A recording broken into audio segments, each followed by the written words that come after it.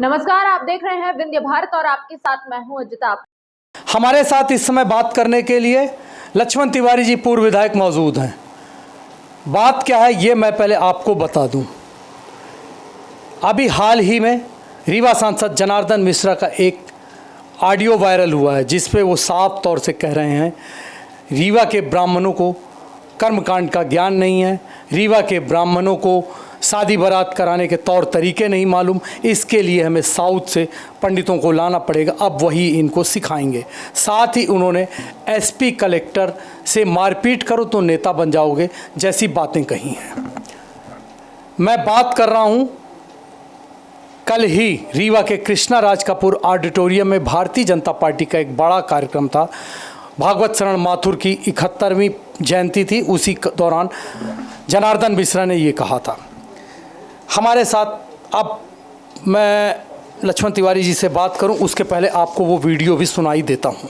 इस इलाके के ब्राह्मणों को कर्मकांड का ज्ञान नहीं, इनको कर्मकांड सिखाने के लिए हमें दक्षिण से ब्राह्मणों को लाना पड़ेगा। साथ ही उन्होंने विवाह कराने वाले पंडितों पर भी उंगली उठाई।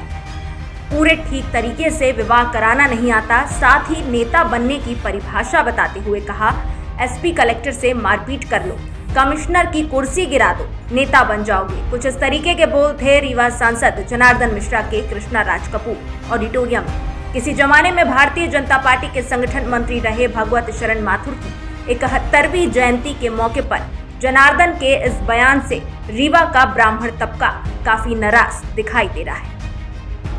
और ये जो ब्राह्मण कर्मकांडी ब्राह्मण जो तैयार हो रहे हैं उनकी श्रेष्ठता और गुणवत्ता में भारी कमी है, इसलिए दक्षिण भारत से कर्मकांडी ब्राह्मण ले आएंगे और यहाँ कर्मकांडी ब्राह्मणों की पाठशाला बनाएंगे, उनको प्रशिक्षित करेंगे और वो कर्मकांडी ब्राह्मण अपना कर्मकांड का काम कराएं, जिससे इस क्षेत्र में जो गिरावट आ रही है उस गिरावट को दूर किया जाए।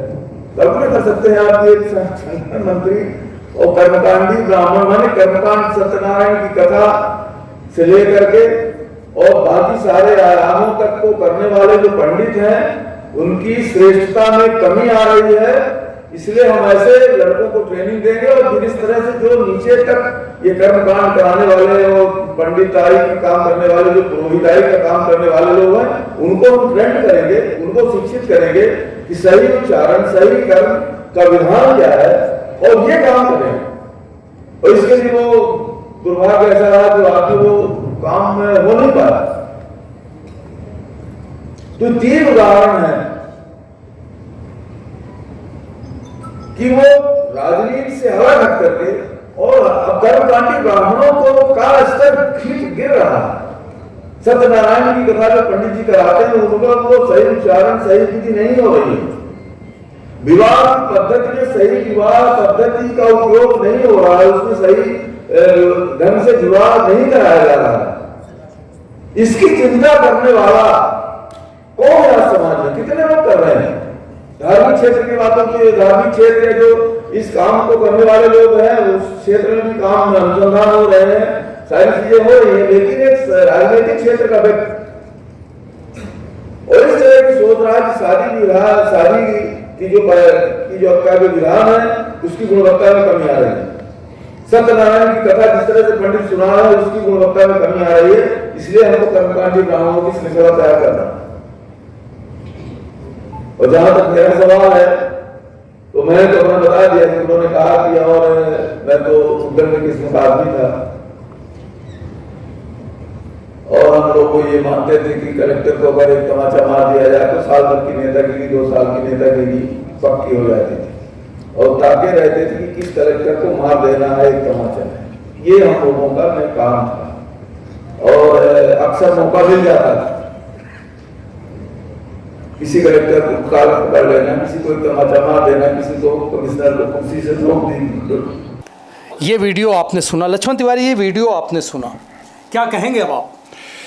जनार्दन मिश्रा जी परजीवी व्यक्ति हैं, असंस्कारित व्यक्ति हैं।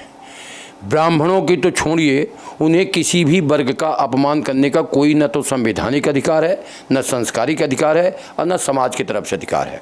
मैं ब्राह्मणों की गलती के कारण ऐसा व्यक्ति जो सांसद बन बैठा मोदी जी के नाम पर, और उसको खुद न ज्ञान है न संस्कार है, और पूरे ब्राह्मणों के एक सार्वजनिक सभा में कहा है, मैं इसकी कड़ी निंदा ही नहीं करता हूँ।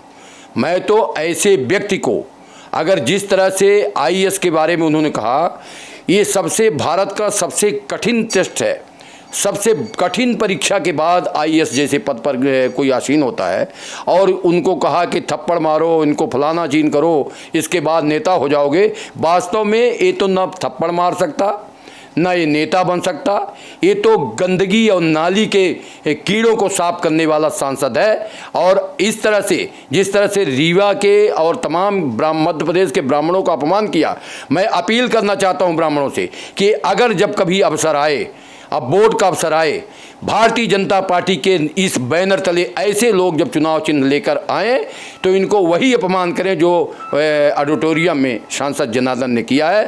और मैं इसकी घोर निंदा करता हूं, भर्त्सना करता हूं।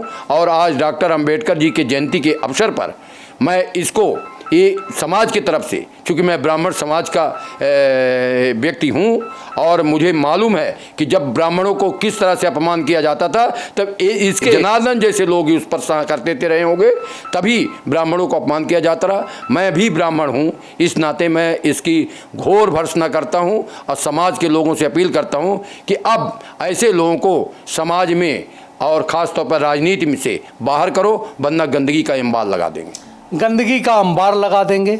ऐसे लोगों को समाज से बाहर करो, समाज से बाहर करो।